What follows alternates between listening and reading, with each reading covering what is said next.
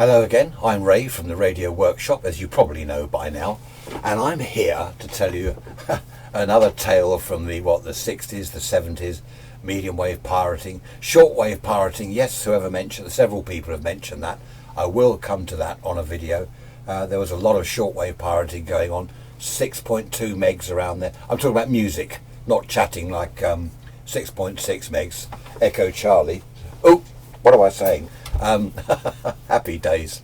So yes, I'm talking about pirate music stations, 6.2 megs.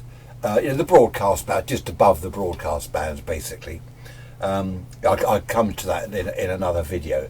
But first of all, let's. What's this? Look at this, a 19 set. Good grief! Whatever next? Happy days in the 60s, 70s. 19 set. There we are. Anyway, I'm not here to talk about that. Do you remember, I think was it the last video, I said about I would go sometimes hunting for pirate stations on a Sunday. That's if I wasn't pirating. I mean, that's if my friends themselves weren't pirating. Transistor radio, track down the pirate station, drive around in the car. I found one. This is the Mary Celeste one I mentioned. Country lane, okay. Driving along, front end of the transistor radio, way overloaded. I'd obviously just passed the transmitter, the aerial, the whole setup. Country lane, fields, no houses, nothing. So I reversed up, and there was a kind of entrance bit to the field. No one there. I just got out, had a look round. No one around anywhere. I could see the aerial, and I don't know, do you remember those sort of little brick-built hut thing with a sloping roof, only about this high, only sort of 4 foot square, if that. Wooden door on the front with a padlock. I've been trying to find a photo of one. What it was, the main supply would come in underground to this wooden little hut thing. Then there'd be a sort of telegraph pole by it, poles across the field, which would take the two 230-volt power lines, live and neutral, just across to the farmhouse, okay, other side of the field. I suppose it was better than having to put underground cables all the way to the farmhouse. And also the meter reading man, he just stopped by the road, opened the door and read the meter that way. You probably remember those. I don't know, that's only if you're sort of wandering around fields at night looking for sites for aerials and transmitters. Not that I did that. Anyway, on top of this, the sort of sloping felt roof of this thing, there were 3 chassis. Really lovely chassis. A power supply, beautifully built power supply, transmitter, a modulator, all sort of interconnected with these cables with Jones plugs. Do you remember the Jones plugs? Weren't used on these. Flat pins, a bit like modern day SCART leads, but a million times better. Big Jones plugs. The power it looked like it was professionally built. It was homemade, but the metalwork on the chassis and everything, the wiring, it really was a professional job. Front panel on each of the chassis. So on the power supply you've got metering, on the transmitter you've got metering, even on the modulator there's metering there. So you can see the audio level and stuff like that. Really beautifully built, professional job. Anyway, and a cassette tape recorder. Yes, the proverbial cassette tape recorder playing the music and the DJ and everything.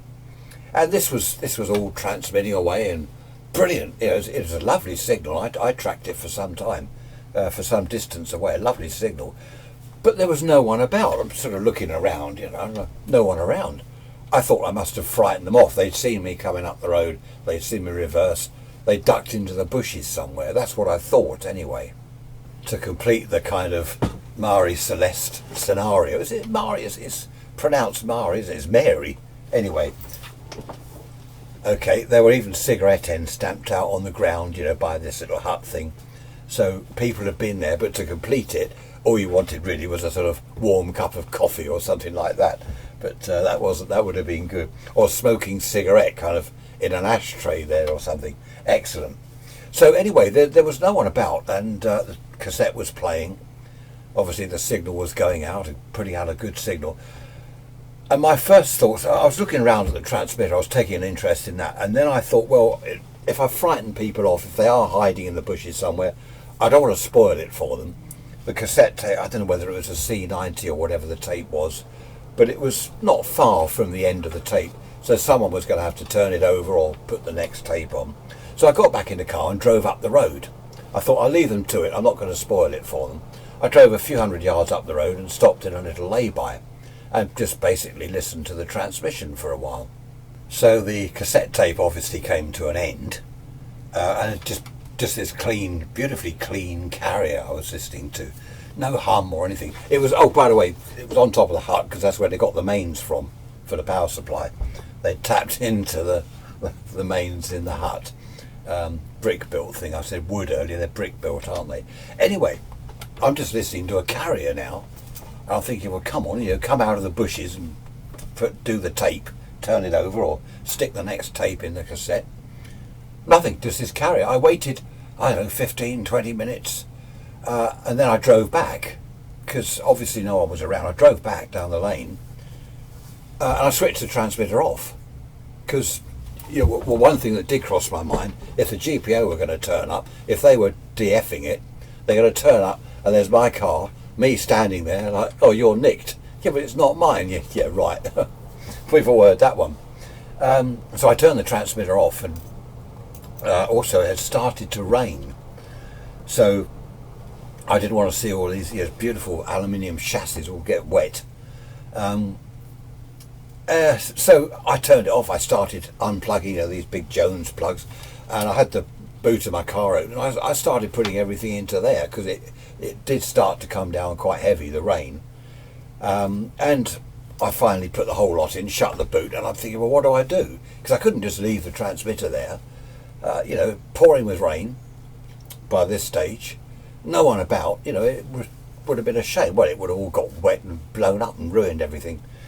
So I didn't just drive off immediately. I just sat in the car, had a fag. What was it? 10 number 6 and a box of matches, as you used to in those days. Not anymore, I hasten to add. And I sat there, I don't know, half an hour, just tuning around on my radio, listening to other sort of pirate stations that were around. Obviously no one was going to come back. Most peculiar. So I drove off. Once I got the transmitter home, took it into my shack, as it was called then, not a workshop, it was a shack. I had a proper look at it. It was the 5B/255M or something, miniature 807 valves, we knew them as. That rings a bell, 5B/255M. Anyway, in the PA of the transmitter there were 3 of these in parallel, and a couple in the modulator. I think they were push-pull. The output, the modulation transformer was a beautiful big thing. I don't know where they got that from. I'm sure, yes, it did. It was push-pull on the modulator into this lovely transformer. It was a proper modulation transformer, designed for push-pull audio output and the rest of it. That alone was worth a lot of money. As I say, there's all the metering on the power supply. There's sort of volts and current and stuff. You can see exactly what's happening there, all properly fused and regulated. The transmitter itself, just go to the modulator. There was a filter, an audio filter built into that, which obviously kept the audio bandwidth. They don't splatter all over the band. Kept it down to 4.5 kcs, whatever. Keep the audio nice and narrow so it doesn't splatter everywhere. The transmitter was crystal controlled, but there was a socket on the front and a switch, Xtal or VFO. A socket on the front for a VFO, beautifully built, not a coax socket, a BNC socket, really nice. The aerial socket on the back, I can't remember what that was. I think that was it was a PL259, but it's just a single wire aerial, of course. The PA, the tank circuit, beautiful, huge coil, lovely variable capacitors, extremely well built. Power wise, I think it must have been about 75 watts of RF, something like that, or DC input rather, 75 watts DC input. I can't remember. I remember thinking it wasn't quite 100 watts. But anyway, what I did, I put it all under my bench in my shack, and I thought that the thing to do, someone's going to start putting the word round, who's nicked our gear. I don't normally go around sort of nicking people's transmitters, but I did have to save this one not only from the rain but from the GPO, of course. No, the aerial socket, the PL259 is a plug. The socket is the, someone's put one on here, SO239 aerial socket. Yeah, so I put the word, down the pub, of course, all the lads were there, and I said what had happened. A couple of them had been listening to the transmission, and they thought it ended up just a carrier. So I said what had happened, and everyone put the word around. Of course, they all came back to my place to have a look at it, because I'd been going on about it all evening. So everyone piled back round my place, have a look at that. Of course, fire up the 19 set on 3.3 megs. Oh, I've done it again, haven't I? For a local chat, some of them did. Dear, happy day, naughty days. And everyone put the word round, because I didn't want to nick the transmitter. I was hoping that whoever it belonged to, they come and claim it. And obviously I would have gladly handed it all over to them, having saved the day for them. Plus I wanted to know what the story was, where the people had disappeared to.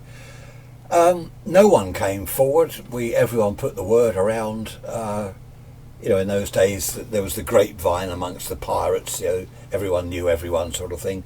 But no one ever claimed that transmitter. No one even tried to sort of make out it was there so they could have it. I was ready for that. I was going to sort of ask a few questions about it to test people. But no one came forward at all. Very, very odd, the whole thing. Echo Charlie, Echo Charlie, Echo Charlie. Hello all stations, Echo Charlie. This is 16 Alpha. 16 Alpha, radio check. Over. Oh, sorry. What am I doing? Cut. Oh dear. No, this is, there we are. It's not, this belongs to a customer, actually. I've just checked it over for him. The transmitter I've disabled, okay, because he doesn't want that. Anyway, that's beside the point. No, let's turn this off. We don't need Echo Charlie. Or do you remember the Delta Oscar, Delta Oscar, Delta Oscar? Hello all stations, Delta Oscar. This is 4 Alpha, radio check. I say again, radio check. Over. Hello 4 Alpha. No, stop it. So where was I? Yeah, I kept this transmitter for 6 months. Nothing had happened. After about a year, it's still under the bench. So what I did, by this stage, I'd got my license, my amateur radio license. So I fired the thing up on top band, 160 metres. I had a Reese Mace VF. Do you remember the Reese Mace equipment? Not a lot of it around, but I had a beautiful Reese Mace VFO, which I plugged into the front of this transmitter and loaded up beautifully on top band, and I used it for ages.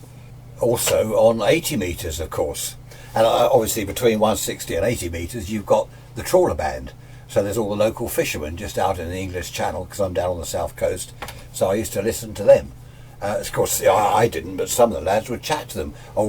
One of them, he had a 62 set in his boat. Do you remember, this is the 19, there was the 22 set, the C12, the 62. He had this 62 set and this kind of tank aerial on the sort of top of the cabin bit. The proper 12-foot, was it, tank aerial? And, you could have a chat with him. How are you doing? What have you caught today? What's the fishing like? I didn't do that, of course. The reason I didn't let anyone else use it on medium wave was because I didn't want it confiscated. If the GPO had found that, well, that would have been a kind of prize haul for them. They'd have taken that home, I bet. I didn't ever let anyone use that on medium wave. I just used it on the amateur bands ish. Dear me. So yes, no one ever came forward. No one ever came to claim it. Just most peculiar, the whole thing. I forget what happened to it in the end. I moved house 2 or 3 times and things disappeared, don't they? I don't know what happened to it. I can't think. I would have sold it. Anyway, there we are. So yeah, next time, hope you enjoyed that one. Next time I will do the shortwave business. Quite good fun. Shortwave party, music wise. I don't mean Echo Charlie and Delta Oscar. because you get reports from kind of all over Europe, you know, on 6.2 megs with a good aerial and a bit of power, especially well, at night. Good grief, you know, you sort of go thousands of miles. Great fun. Again, not that I ever did that, I just listened. Look at that, there's no plug on the... Actually, this was an 18 set microphone, but of course we used to fit, put an EF86 valve in, then use a crystal microphone, but that's another story. Hope you enjoyed it. Thanks for watching. Bye bye.